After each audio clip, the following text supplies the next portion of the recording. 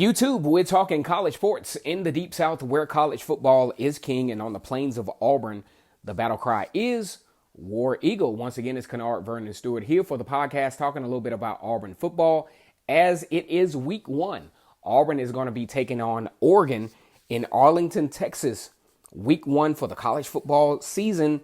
And College Football Game Day thought that it was so important for them to be down on the scene to showcase that show, which will be one of the biggest college football games to start the season. That game will be played at 7:30 Eastern Standard Time, 4:30 Pacific. And for my home folks in Central Standard Time out in Alabama, that game will be at 6:30 primetime ABC matchup. Go ahead and like this video, subscribe, and comment on this channel. And as always, it's great to be an Auburn Tiger, War Eagle. We're going to kind of shift gears here a little bit and not talk so much about Oregon and Auburn in this particular video.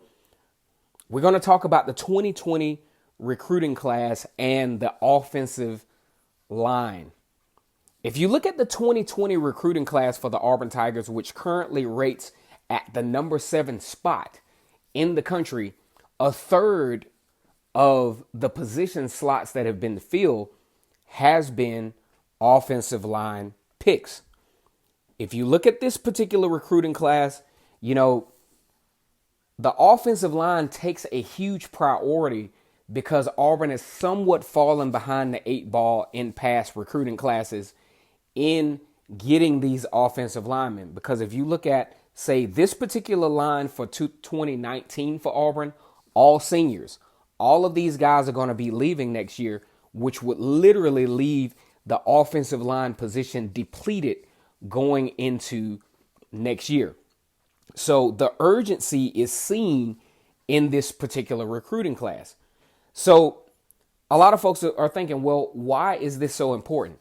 Now, if you're going to win football games on a high level in Power 5, SEC, ACC, Pac-12, Big 10, Big 12 football, you've got to ACC, you've got to have good guys in the trenches.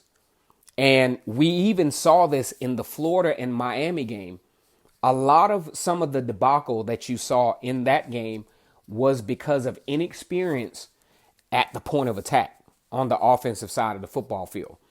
Now, the offensive line is so important because it's a lot more dynamic. You know, when you talk about blocking schemes, you talk about, skill sets that you need to have to execute your offense. And if you don't have experience and if you don't have the skill sets to make these things happen, then it sets your offense back. And that's what you saw in the Miami and Florida game, which is why you saw the turnovers, which is why you saw the sacks, which is why you saw even Williams, the quarterback for Miami, struggle mightily with decision making because he didn't have time. Now, a lot of that was kind of sort of, I'm not going to say his fault, but because of his inexperience, he didn't make some of the right decisions at the right time. So reversing this thing back to the Auburn Tigers. Auburn Tigers are in a very urgent position because if you lose a whole slew of offensive linemen, that puts you in an adverse position going into the 2020 season. So what Auburn has done with this recruiting class, which ranks number 7 and has 6 offensive linemen in this particular recruiting class, with Javion Cohen out of Central Phoenix City, Alabama, Tate Johnson from Hogansville. As a matter of fact, Auburn has done a really good job of recruiting down Interstate 85 in Hogansville. They've gotten a few good guys out of that particular recruiting class, Tate Johnson, and some of the other recruits that they've been able to Tank Bigsby in that class, the running back in that class, and this is going to be a huge thing for the Auburn Tigers moving forward. Now, I'm interested to see how this is going to translate over into the next season, because when you are depleted in a position, sometimes you have to get a little help even from the junior college market.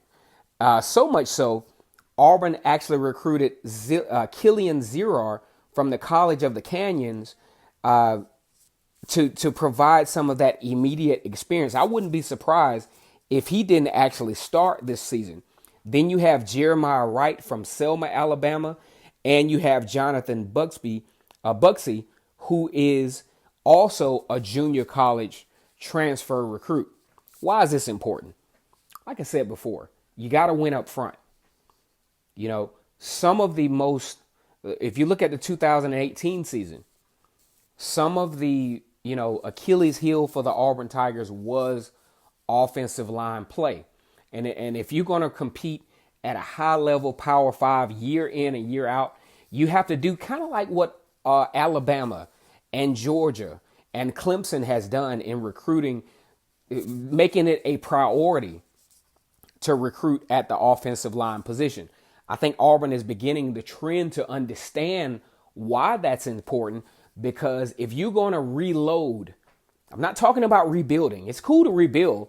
It takes you a little while to rebuild, which is how Auburn is where they are now, with into the 2019 season having probably the most experience collectively that they've had in quite some time. But you want to replenish that on every year. You don't want to have to wait every 4 years or every 3 years or every 5 years to have a very, very good football team. The way you do this is not only coaching, but consistency and deliberation in your recruiting efforts. And I think Auburn is beginning the trend of understanding that recruiting this particular position is key. You got to recruit very well on the trenches. Now, it also leads to an even bigger thing for the Auburn Tigers in this particular recruiting class. And I'm pretty sure, there are some targets out there that Auburn is looking at, is when you look at this recruiting class, as good as it is, to jump from the 29 recruiting rank all the way up to number 7 in less than 3 months, I think is phenomenal. But let's not get comfortable, guys, because there's still some holes in this recruiting class. Auburn still has to continue to replenish also the defensive line position.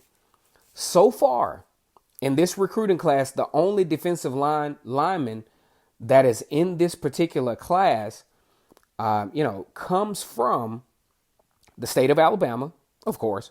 St. Paul Episcopal, Daniel Foster Allen is the only defensive lineman recruit in this particular class. He's a 3-star recruit. But I think, although Auburn had a really strong recruiting class for defensive linemen in 2019, Auburn still needs to add 2 more elite defensive linemen in this recruiting class to continue the continuity of what has made Auburn strong on defense up to this point.